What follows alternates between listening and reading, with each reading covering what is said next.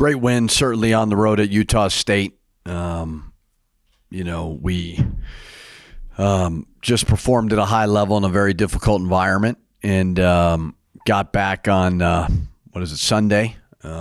Took off and just got back to work yesterday and today, and certainly excited for tomorrow. So proud of the way we played, proud of the way that we are playing. But we know we got another really difficult opponent coming up, Colorado State, who's playing extremely well. And our guys have got to be ready. We're excited for it. The second go-round challenge that is in every conference, and finally in the Mountain West, it's a true 20 game. Do you find it challenging when you beat the team the first time pretty comfortably? I know it ended up being an 8-point game, but you were up 17 with 1:30 left. Do you find it challenging to get their attention for the second go-round? I think it's a little bit different because it was so long ago. Utah State, I don't know how all the scheduled stuff gets put together, but Utah State will be a little bit more fresh on their minds, where you almost feel like you're doing a brand new scout. I think our guys remember it somewhat, but I don't remember what game it was in the conference play, but it was certainly very early. What was it? Yeah, it was the second game. So it was over a month ago, so I don't think so. I mean, I think our guys understand right now, this time of year, how important all these games are. They see how well Colorado State is playing. So I would hope their focus is really good right now. When you say it is like a whole new scout, I am curious then what you see that might be a little different from then, if anything, or are they just better at what they were doing then? I think everybody's better. I think they've got really good momentum right now. They've won some extremely close games and figured it out. And Boise game was a great game. So they're getting it done and playing very well. So I think that was just so early. I don't think anyone knew their team at the time. Colorado State lost a lot. We lost a lot.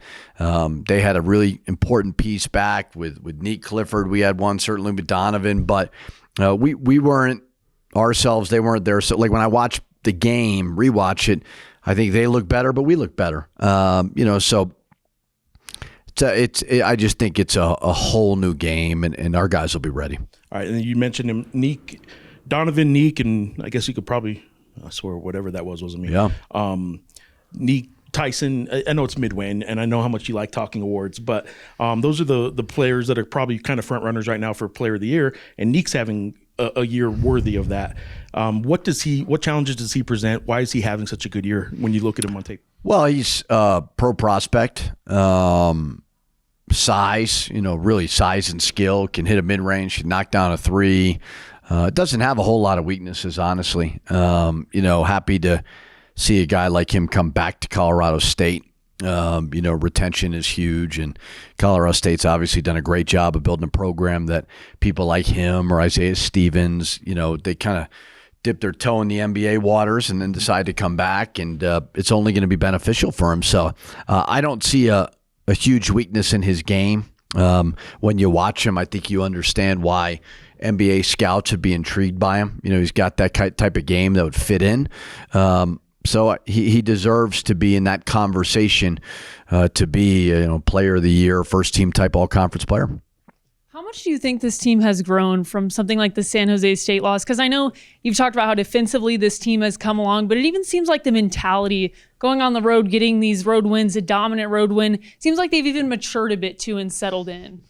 I would say for me, the New Mexico State game was way more of a transformative kind of loss than maybe San Jose. I still argue with people that I don't think we played that poorly versus San Jose. I think it just could have gotten 2 rebounds at the end and we'd be sitting undefeated, but who knows? If we win that game, maybe we lose something else. You just never ever know, but we were ready to go. San Jose is a scary matchup, but I think we learned a lot from the New Mexico State game, because if you remember that game, we just could not make shots, but we couldn't get stops. And we've had some games where we couldn't make shots, but we figured out how to kind of shut down the water, so to speak, and go get some stops and rebounds. And that's I think, been the key. I mean, our defense since beginning of December has been pretty good.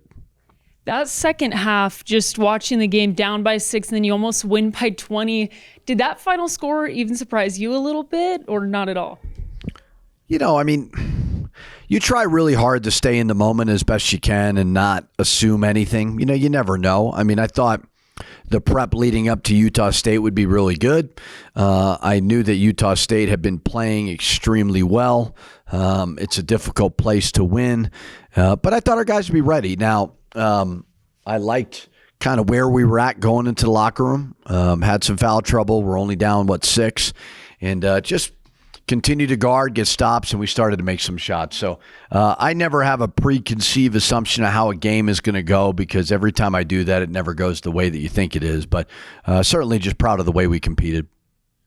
You've talked about your defense being pretty good since middle of December, but what is it specifically that changed that got you to this point? Well, our defense was great versus UCLA, so it's been consistently pretty good. So I don't think it's like one thing changed by any means. I just think it's a buy-in. I do think size on the perimeter has helped somewhat. Finishing those possessions with a rebound has been good. We've always had the ability to somewhat turn teams over. But I just think they're connected. I think they understand that you're not going to win, especially on the road, if you don't guard. So the buy-in's been really, really good in the locker room. And I don't think anything has changed. Every year you're going to have to start over. I just think it's getting better and better. The second half against Utah State was obviously pretty good. You scored 52 points, but it seems to me like the more impressive part was the first half, because you didn't get a lot of point production from the big guys.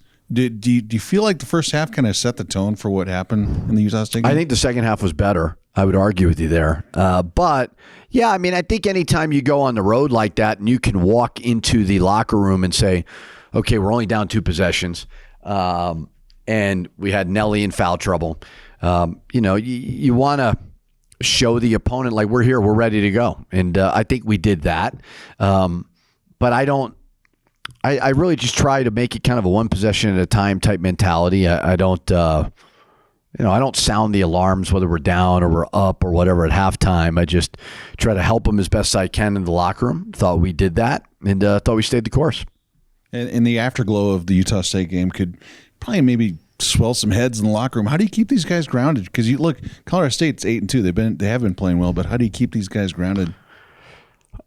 I think that is the daily approach and the tone that I set on a consistent basis when they get here. I don't get too high. I don't get too low.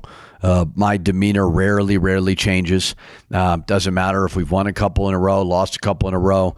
I'm not going to panic. I'm not going to celebrate. As I told them after the game, we didn't cut down any nets. Nobody gave us any T-shirts or rings or whatever. So it was a great win. Be very, very proud of it. Get back to work. And our guys did that yesterday. And so I don't feed into a lot of Twitter mentions, fans, all those things. I'm very, very appreciative when people write nice things about us, say nice things to me. I do appreciate it, but I take it all with a grain of salt. You kind of stole my question. Keeping them grounded with this much success, you're at the top of the league.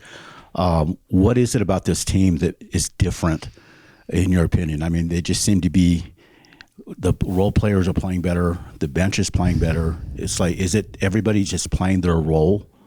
I mean, because you always have Donovan Dent and you have Nelly success. I don't know if this team is different. I think 2 years ago, I liked that team a lot. We went to the NIT, which I was proud of. Last year, won a conference tournament championship, won 26 games. I thought we were pretty darn good last year as well. So I don't think this team is any different. Every team is different. I don't know. I think guys are bought into the collective unit of trying to get back to an NCAA tournament, which we know is very, very hard. Trying to win a Mountain West, we know is very challenging. So, no, I think the tone, the commitment to winning has been pretty consistent over the last couple of years. Half-court offense kind of being maybe less than your transition offense is something I've talked about and asked you questions about all year. If there's one stat on the stat sheet that actually, after the fact, I kind of realized, an hour after the game really stood out to me, was you guys had 0 fast break points and you blew a team out. that stat stand out to you in any way? I mean, are you surprised that you guys weren't able to get in transition at all, really? Well, I guess there was some transition, but no fast break points and win like you Yeah, did? I didn't know what's the difference. I don't. I think it's 6 seconds within the. I think it's the 6 second thing that you guys go yeah. to. I saw it and I was like, wow, that's weird. I try not to overthink it. If you're scoring 52 points on the road in the second half, I don't really care how we score. So maybe their ability to get back, I don't know. I don't think we turned them over an insane amount of times. It was like 8 or 9. So no, I mean, your transition offense is always going to be better. You're not going against a set defense. I loved our execution versus their zone. I thought it was really, really good that game. So I don't know. I think if you look at our team from statistical numbers, free throw line and 3 are really the two that I think free throws gotten better. 3-point line, obviously we shot it well that game. And I think if we do those things, those numbers will continue to improve. All right. I know how much you like awards. Yeah. Nelly got a weekly award. Donovan was on a watch list for Player of the Year and snubbed from a point guard watch list in the middle. And that one did get a reaction from you. I do know what you think about awards, but I'm going to ask you about all of those. Donnie 1-1 and Nelly getting his Player of the Week. What do you think this week of those awards? Player of the Week, I think, is silly. I love that Nelly gets recognition because he's a phenomenal person, and I love him, and Donovan love him. But they like it. It's not really for me. Donovan, I saw that release. I don't pretend to know all these other players very, very well. I mean, I watch St. John's and I watch us.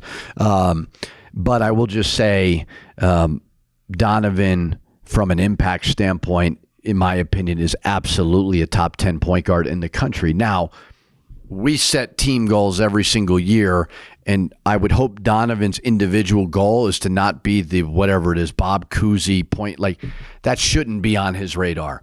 Donovan's radar, in my opinion, should be obviously, hopefully, to graduate from the University of New Mexico, hopefully to develop as a human being, hopefully to be in a position to play NBA basketball, if not NBA, then overseas or G League or whatever he desires to do, help us win, which I know he's done that.